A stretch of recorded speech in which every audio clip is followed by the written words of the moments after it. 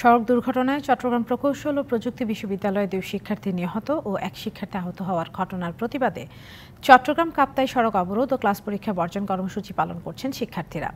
সকাল থেকে শিক্ষার্থীদের সড়ক অবরোধ করে নানা কর্মসূচি পালনে কাপ্তাইয়ের সাথে চট্টগ্রামের সড়ক যোগাযোগ বন্ধ হয়ে যায়। পুড়িয়ে দেওয়া হয় একটি বাস। এতে দুর্ভোগে পড়েছেন মানুষ। তবে অ্যাম্বুলেন্স ও বিদেশগামীদের যানবাহনগুলো যেতে দিচ্ছেন অবরোধকারীরা।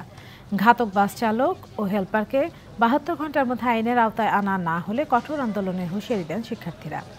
এর আগে সোমবার রাতে বিক্ষুব্ধ শিক্ষার্থীরা বিশ্ববিদ্যালয়ের সামনের সড়কে একটি বাসে আগুন দেয়।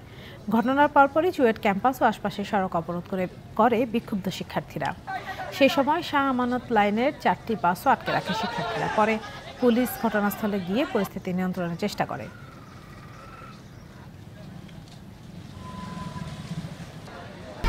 1, 2, 3 ঢাকায় জমি জিতে নিন 100% ক্যাশব্যাক সহ 20 কোটি টাকার পুরস্কার।